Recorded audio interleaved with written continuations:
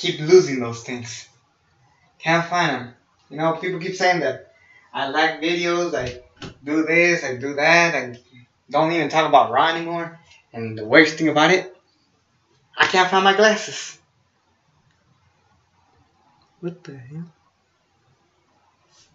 Oh, my bad.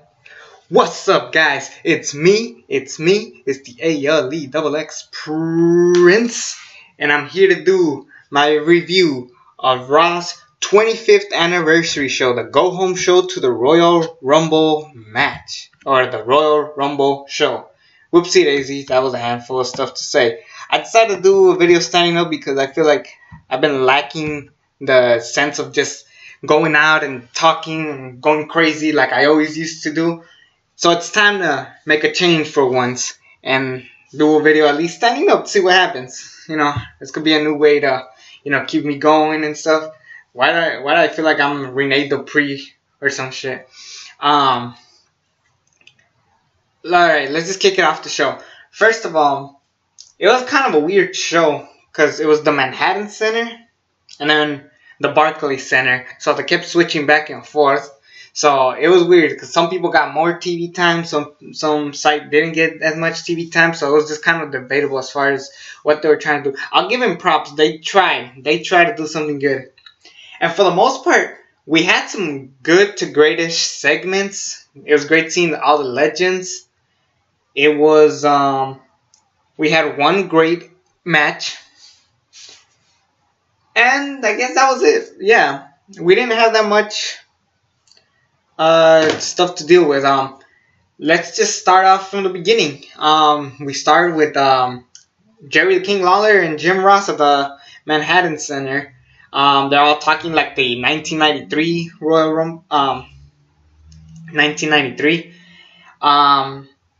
They basically just introduced Raw, and then they went to Brooklyn, and then the Michael Cole, Corey Graves, and Booker T were commentating for Brooklyn on ringside, not on the freaking, what's it called? Yeah, I keep losing my mind. Instead of like on the very side at the top of the ring entrance.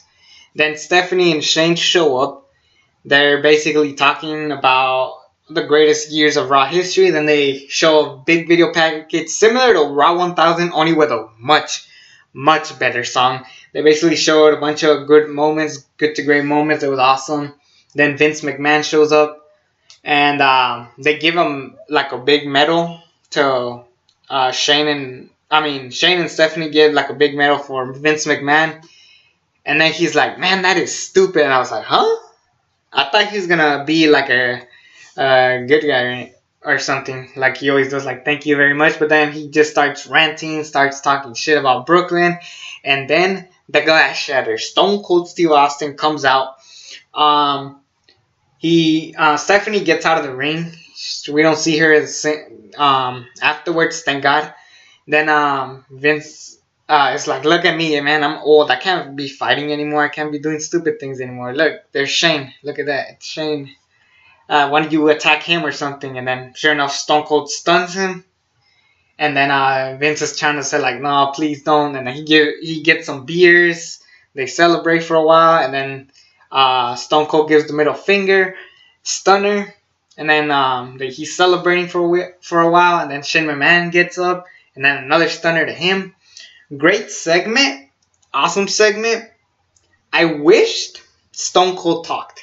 Can you imagine how much cooler that would be? Vince McMahon and Stone Cold Steve Austin going at it once again in the microphone, because those were some of the greatest moments of Raw history. So imagine Stone Cold and Vince McMahon just talking back and forth. What? Shut up. Are you ready for Raw 25th anniversary? Give me a hell yeah. Hell yeah. That would have been great. It was alright. Great segment. I had a good time. It definitely get people pumped up out of the show. I'm going to say something. The crowd was good. It was not too annoying and not too disturbing. We did have a beach ball during the Elias Cena segment, which I'll get to. So, other than that, I had a great time with this segment. Then we had Asuka, Sasha Banks, Bayley, and Mickey James beating Mandy Rose, Sonya Deville, Alicia Fox, and Nia Jax. Yes, Paige retired or semi-retired. I'll get more to my prediction of who's gonna win the Royal Rumble match. But this little segment was alright. I mean, I haven't been watching that much Raw, so this match didn't like really annoy me. So overall, it was fine. Personally, I wish what they would have done, they would have had some some of the old school women wrestlers against some of the newer, like the Bella twins were here. Um, Kelly was there. Maria and Maurice are pregnant, so no, we can't do that. Trish Stratus was there. I've heard she's been in great shape to wrestle, so that would have been awesome. What else? Who else was there? Tori Wilson. Damn, she still looks good. Terry Runnels, Jacqueline. So we had some good names. I didn't like how they introduced them, just everybody one by one by one. I wish they did more interactions, like the APA segment, which I'll get to. But yeah, that overall, it was just kind of weird how they introduced them all, but that was great. Anyways, back to this match. Damn, it was so forgettable. I mean, it wasn't as bad as I imagined because again, I've been skipping Raw, so it was great to do that. Freaking Bayley, Sasha Banks, and Mickey James at the end get attacked by Asuka, just showing that she's gonna stand strong and hopefully win the Royal Rumble. Let's see what happens. Then we had a video package to The Undertaker. Then he comes out, he cuts a promo. It doesn't really say if he's retired. Let's be real, he's not. Basically, he just talks about how he's been here for 25 years and now everybody will rest in peace. And then he leaves, and I don't know, never explained if he's going to come back to wrestle. Maybe he'll be in the Royal Rumble as a surprise entrant. Who knows? So there's that. It's great to see The Undertaker, but damn, I kind of do wish he is retired. There's rumors that he's going to take on John Cena. In one hand, I'm excited. On the other hand, I mean, I love The Undertaker. He's my favorite wrestler of all time, but please stay retired. Afterwards, we had, like, similar to the women, they all come out one by one by one. They had former general managers of Raw. They had Eric Bischoff. Thank God, because I miss Eric Bischoff. Honestly, Eric Bischoff should be running the shows. Can you imagine the charisma this guy has? Hell yeah, Eric Bischoff all the way. John Laurinaitis, people power. And who was the other guy? I'm trying to remember who was the other guy that they had. I'm trying to think. Damn, I'm blinking. Come on, please remember who was it. Damn it. Shit, I can't remember. It wasn't Teddy Long. I remember he was in a segment with him, Boogeyman, and the Coachman. Yeah, I can't remember who that other guy was. Whoopsie daisy. If you guys remember, comment down below. Anyways, with that happening, we had Daniel Bryan coming out as the SmackDown GM saying yes, yes, yes. I thought the anonymous Raw general manager was going to come out, but thankfully that did not happen because that guy sucked. Daniel Bryan, yeah, he comes out saying yes, and then The Miz comes out, and then he has a stare down with Daniel Bryan. Basically, if you guys remembered, Miz and Daniel Bryan were feuding on SmackDown, which sadly never led to a match. Maybe we'll never see it.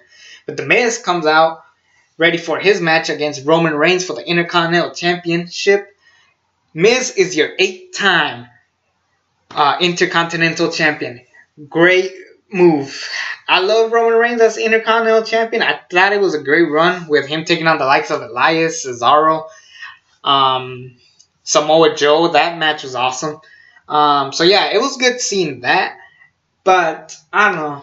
Miz definitely deserves to be WWE Champion. I mean, the crowd was behind this guy the whole time. He was over as shit. So there's that. So yeah, there was definitely that.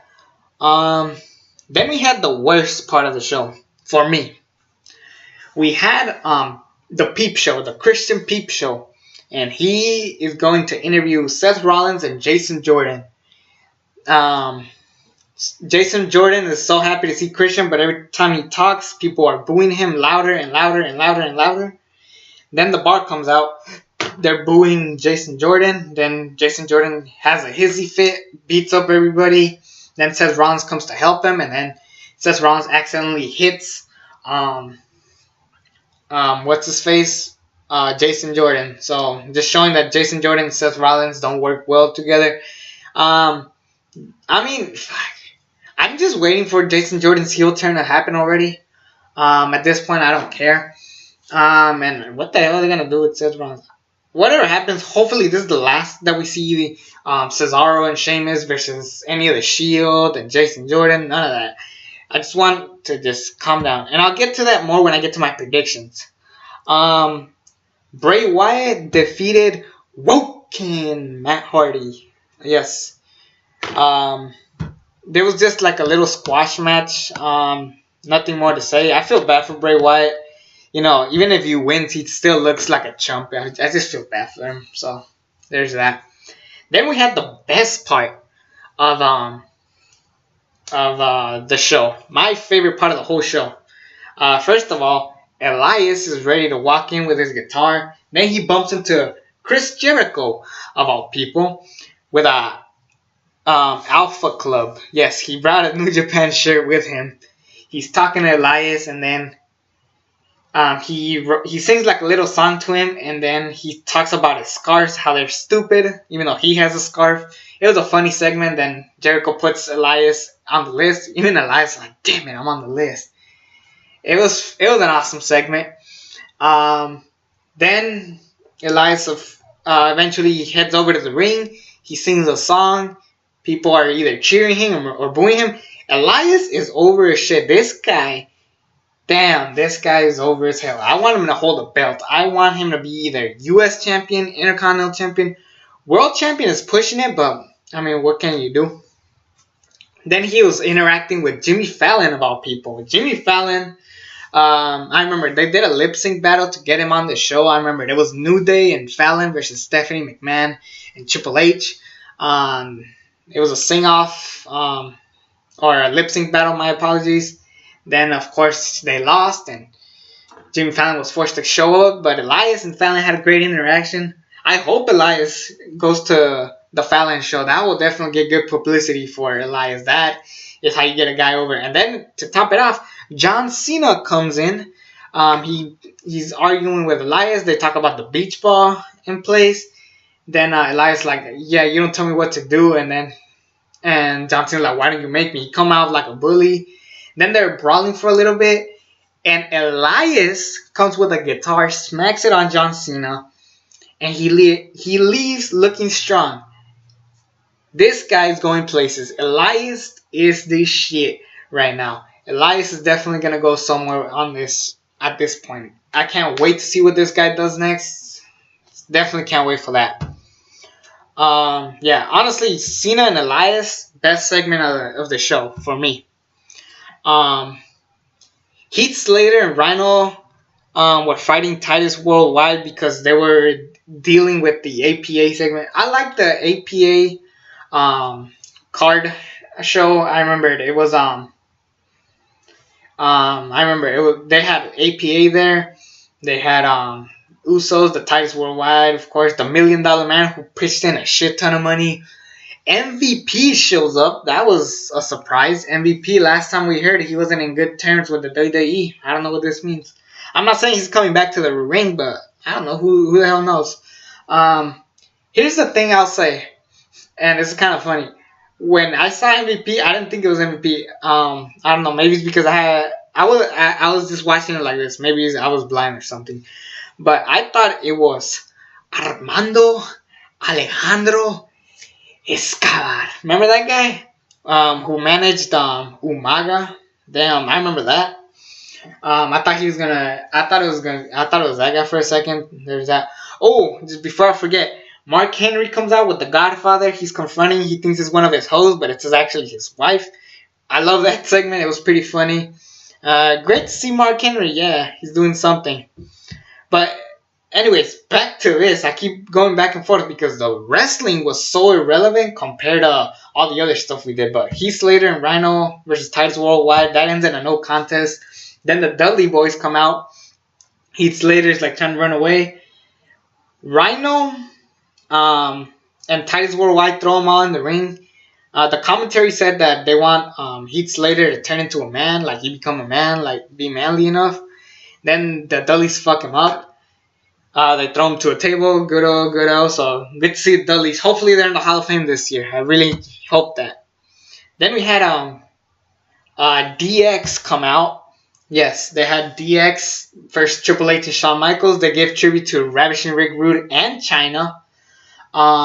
Then they had Scott Hall. No, not before I get to Scott Hall. Let me get to the other part. So they bring in the New Age Outlaws. First of all, the New Age Outlaws were booed. And you want to know why? Because Road Dogg is still a piece of shit. Yes, Road Dogg is the reason why SmackDown has been sucking ass for the past fucking year. So people were booing the fuck out of Road Dogg. People were cheering Billy Gunn, so good for that. X-Pac comes out. He's doing his thing. Then they introduce, well, because X-Pac is also the 1-2-3 Kid, they had to talk about 1-2-3 Kid pinning Razor Ramon. So Razor Ramon comes out with outsider colors. That was weird. Yeah, he comes with like colors from the outsider, red and black. Then he was like, of course, doing his thing. Then the Balor Club comes out. They all do the too sweet. And then as soon as they're going to say suck it, out comes the Revival. Then they have a match, Revival versus Gallows and Anderson. Gallows and Anderson squash the Revival. Then everybody hits their finisher on each Revival member except for Razor Ramon because he's way too old for that shit. Balor hits his finisher, the coup de grace, whatever it's called. Coup de grace, I want to say, or I don't know. I'm getting mixed up with these finishers. And yeah, that's it for the Revival. I guess we had a good run. We had a great promo last week with them talking about them being professional wrestlers. Remember that? Now we're back to square one with the Revival. I feel bad for these guys. Damn, that sucks. And I even feel bad because I see Triple H there like, damn. Because Triple H made these guys. Not Vince McMahon, not Stephanie, not Shane. Triple H made the Revival. And now, look at them. Fucking pointless. Hopefully, a miracle happens and they do not become the next Ascension. Because the Revival is one of the best tag teams. I'll say this. They need to find something to get them super over. Because when they all came out, the Revival had the least amount of credit. Everybody who came out tonight, I remember when the Revival came out, no one reacted. Even the commentary said, who are these guys? They need to fix that. They need to make the Revival stick out more than everybody. And this was not it. They need something for these guys. Also, Balor Club. Alright, kudos for that. Next up, the final segment of the night. What will conclude the Raw 25th anniversary of Raw? Why did I say that so many times? Whoops. Cuckoo. I'm hallucinating. I'm acting kind of dorky. Okay, sorry. I'll stop. Kurt Angle comes out with all the legends that showed up tonight, such as Boogeyman, Elias, and basically they're surrounding the ring just so all three men don't beat the crap out of each other, which was so stupid. Think about it. Braun Strowman and Kane come out first, then everybody blocks these two guys. Then Paul Heyman's like, we ain't here for a nostalgia act, we're here for a fight. So Brock Lesnar comes out. Here's what took me out of this segment. As soon as Brock Lesnar comes out, everybody leaves. That's one reason. The second reason, how come old people are going to take on Kane, Braun Strowman, and Brock Lesnar? You think the $1 Million Man could stop these guys by himself? As well as the Boogeyman and other guys? No, you need some real talent. I mean, I'm just sorry. Or overall, just have them do something else. Personally, what I would have done, and I know this might piss people off, but it would have been a lot better than what we got.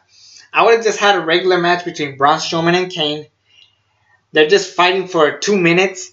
Then Brock Lesnar music hits. He beats the crap out of everybody. And then Braun Strowman throws Brock Lesnar through the table. And then he stands tall. That would be much better. We didn't get that, of course. But, alright, what can you expect? Overall, you had 2 great segments and 1 awesome Intercontinental Championship match. Everything else, I don't know. A lot of great nostalgia acts, a lot of disappointing parts. No cruiserweights. From what I hear, Enzo Amore is the next victim of the Me Too movement, with everybody attacking the men and stuff. I won't get into that just because I just don't want to get in trouble here in the internet. So I'll just leave it at that. This show, I don't know. I would not go back and watch it. Is this better than Raw 1000? This is the number 1 question I've asked myself throughout the show. I have no idea. I actually have to rewatch Raw 1000, and if you guys want, I will review Raw 1000. I might actually do it anyways.